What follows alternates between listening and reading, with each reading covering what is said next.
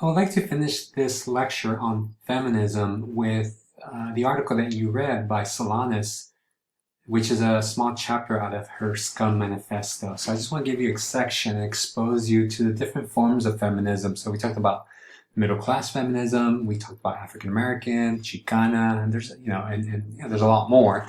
But I ended with this one because I think it's a very interesting piece in regards to what it's saying, though you might not agree with it, or it might even sound crazy to you, right? Because her ideas seem so out there, even in the 1960s, and she really was a one-person movement.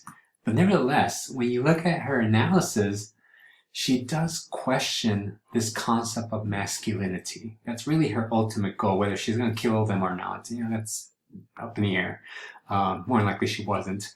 But maybe this is part of the reason why it hits such a nerve with so many people, is that they're so uncomfortable with it, because she twists this concept upside down. What she does is basically create a new binary system. We talked about postmodernism back at the beginning of the semester, where the male is the object and the female is the subject. Well, what Solanas does here is the opposite, right? She puts the female as the object and the male as the subject. And she makes a lot of kind of valid points. You might not agree with it, but understand that you're not the person that speaks for everybody. That's why we have so many people studying these subjects. And when you look at her analysis, she makes these kind of claims, right? That males are incomplete humans because we're missing the Y chromosome. We were missing the X chromosome, right? We're an X and a Y. This is in the context of science development, so she's kind of using science to kind of justify her argument. But she does make these other points that are quite intriguing, like number one, that men are naturally passive, right? And that we men constantly have to prove ourselves. We do so many stupid things to try to impress women because we need validation. And where does it come from? Well, Solanas was a psych major. And it comes off as very Freudian, as we need to prove it to our mother, right? That we need somebody's approval to justify who we are, and that is something that again, not all men do this, but a number of men might do things like this. Another thing that she says is that she challenges the idea that women have penis envy, right? But instead, I think she says that men have pussy envy, right? And that men really have the natural characteristics that we associate with women, which is why we're the weaker sex, according to her. And women have the male characteristics. Women don't need to show off, right?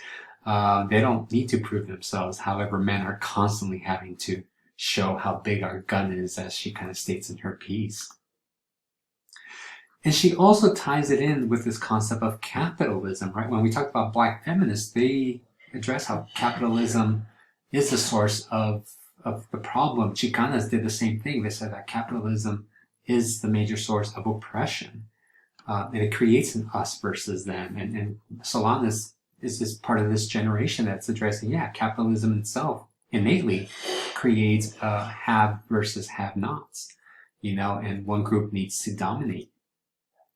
So in the capitalist system, which is a very Western concept, right, that men constantly need to get things. We need to own things, whether it's land, a cow, a car, whatever it may be. It also kind of pertains to women, because we look at these things as our property or as ours. And again, there's a lot of history behind these type of concepts where women become property. And we talked about this at the beginning of the semester. It's almost like we're making a full circle now, right? These people are just kind of bringing it up. And we do perceive women in Western culture as our property.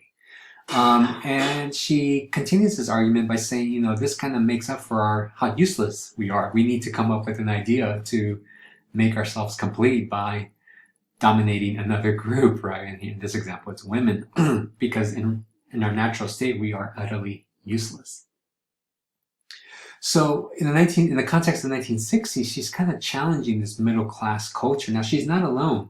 Men are doing this too. Not men challenging other men, but men and young Americans particularly are challenging the politics of the 1950s, this kind of conformist society that believes that there is a right way to live, which is be a housewife, or go move in the suburbs, get yourself a job where you're completely miserable, as you saw in the film, those of you that watched it, Revolutionary Road, and make money and assume that, pop out some kids and assume that's going to bring you happiness. So there's a group of people, not just Solans, but many people that are looking for something more out of life. And this is part of the reason why you have, counterculture happening at this time.